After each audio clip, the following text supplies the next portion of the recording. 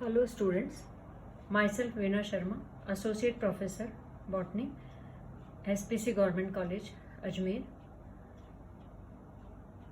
हमारे आज के लेक्चर का जो विषय है वो effect of light on plants है।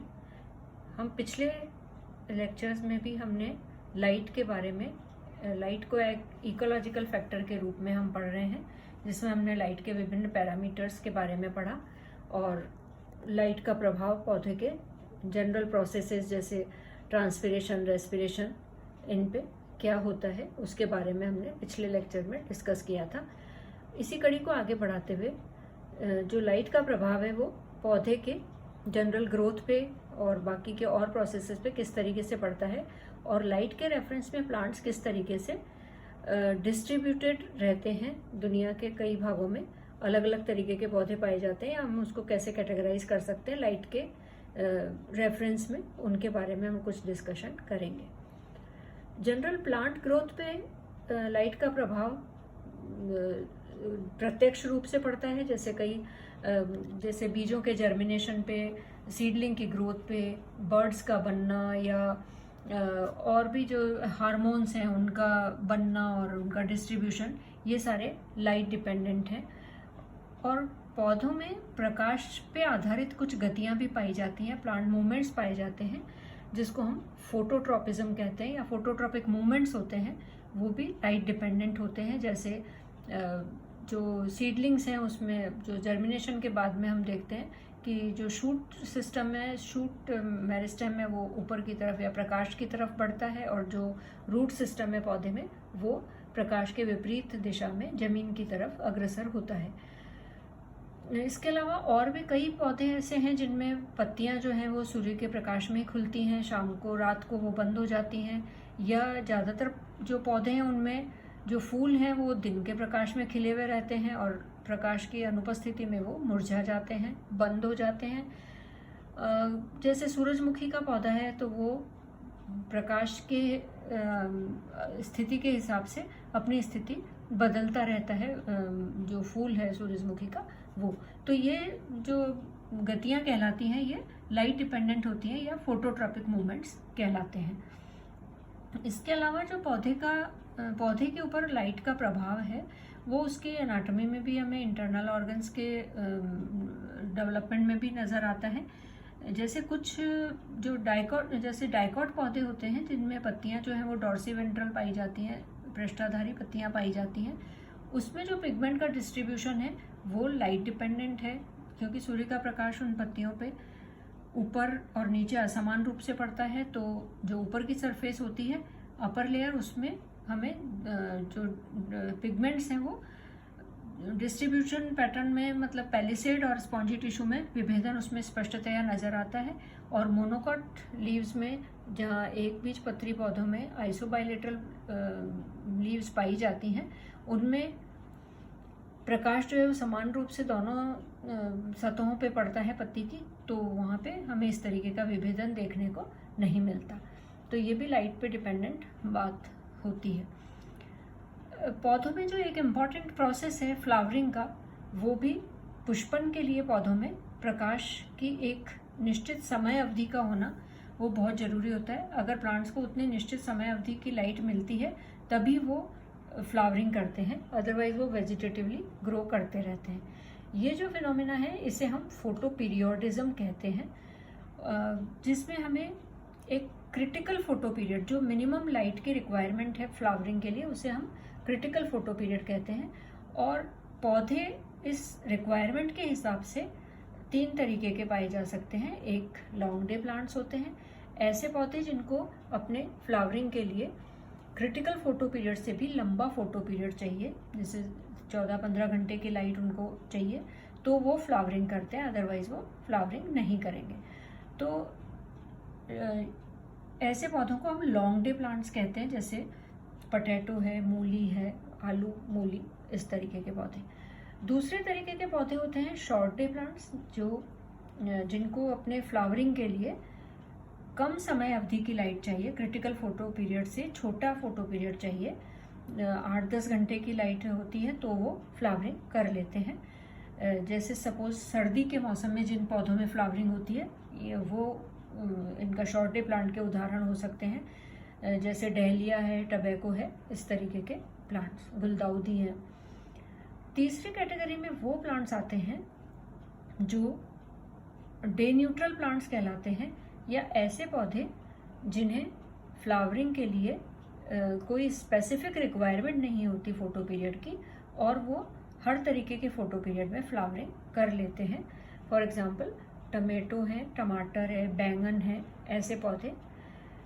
ये जो फ्लावरिंग के लिए लाइट की रिक्वायरमेंट है या फोटो पीरियड की रिक्वायरमेंट है, ये एग्रीकल्चर के फील्ड में, कृषि के क्षेत्र में काफ़ी उपयोगी हो जाती है, और इसकी बहुत प्रैक्टिकल यूटिलिटी हो जाती है, क्योंकि हमें जो क्रॉप लेनी होती है उसका हम डिसाइड करते हैं कि कौन सी क्रॉप किस मौसम में लगेगी, तो उसमें फ्लावरिंग होगी और फिर फ्रूट्स उसमें आएंगे। जैसे सपोज हम इसको इस तरीके से समझ सकते हैं कि जैसे गन्ने का पौधा है, तो गन्ने के पौधे में हमें फ्लावरिंग डिलेड चाहिए या नहीं चाहिए, और जो वेजिटेटिवली ग्रो करता रहेगा तब वो हमारे लिए ज़्यादा उपयोगी होगा।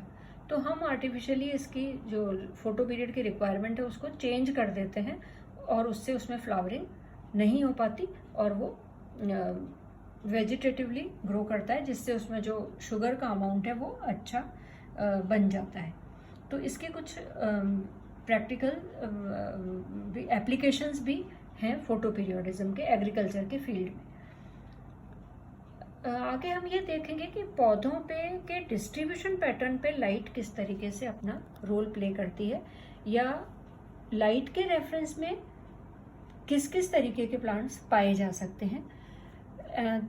कई पौधे ऐसे होते हैं जिनको अपने लिविंग के लिए बहुत तेज लाइट चाहिए, हाई इंटेंसिटी की लाइट चाहिए, तब वो प्रॉपरली ग्रो कर पाते हैं।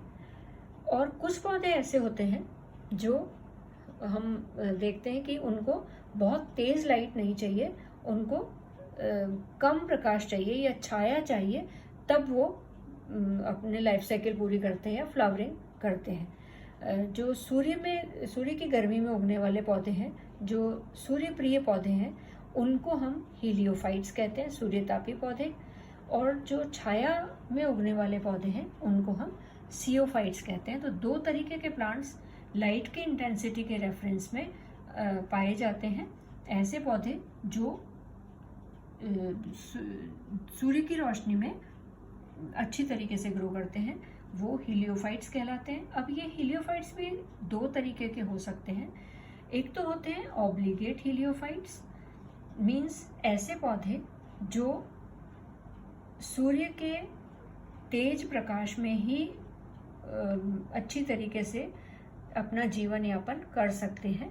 अगर इन पौधों को कम लाइट इंटेंसिटी में या छाया में उगाया जाए तो ये जीवित नहीं बचते। ऐसे पौधों को हम ऑब्लिगेट हीलियोफाइट्स कहते हैं। दूसरे पौधे हीलियोफाइट्स ऐसे होते हैं दूसरे जो प्रकृति के अनुसार बहुत हाई लाइट इंटेंसिटी में ग्रो करते हैं, लेकिन अगर उनको कम लाइट इंटेंसिटी मिले, अगर उनको छाया में उगाया जाए तो भी वो जिंदा रह जाते हैं।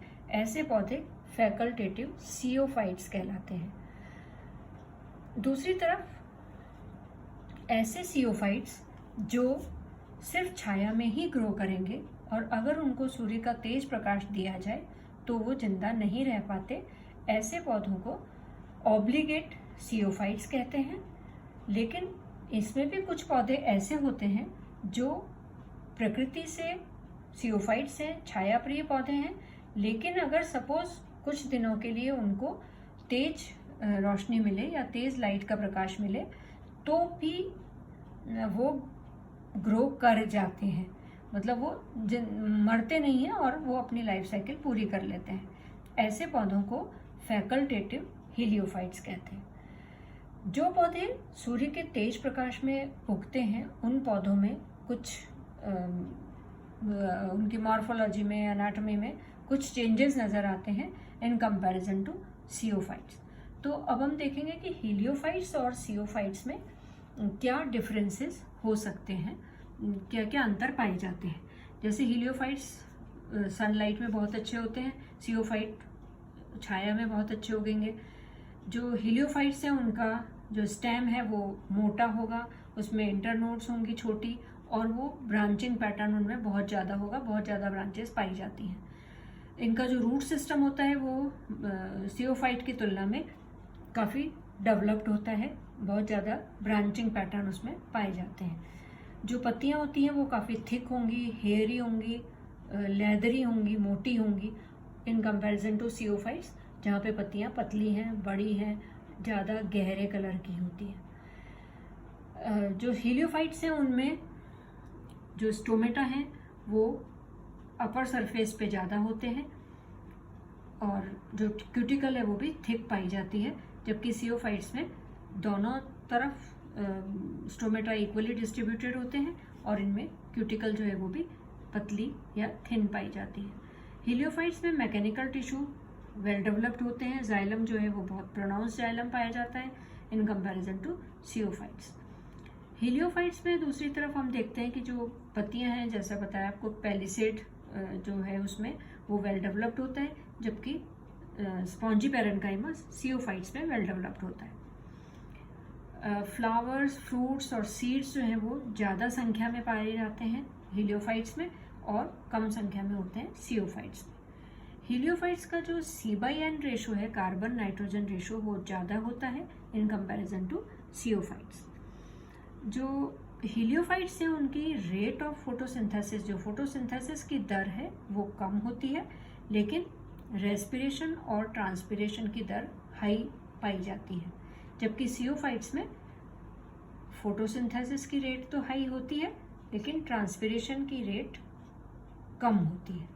तो ये कुछ डिफरेंसेस हैं उनकी मॉर्फोलॉजी में, उनके एनाटॉमी में, लाइट के रेफरेंस में, और दुनिया में या धरती पे जहाँ जहाँ तेज प्रकाश पाया जाता है वहाँ पे हीलियोफाइट्स डेवलप होते हैं, इस तरीके के कैरेक्टर वाले पौधे डेवलप होते हैं। और जैसे जैसे हम लैटिट्यूड्स पे चलते हैं, ऊपर की तरफ चलते हैं, जहाँ पे टेम्परेचर कम होता है या छाया पाई जाती है, या घने जंगल में जो ग्राउंड फ्लोरा है, जो धरती की सतह के आसपास पौधे पाए जाते हैं, वो सियोफाइट्स होते हैं, छाया तापी होते हैं।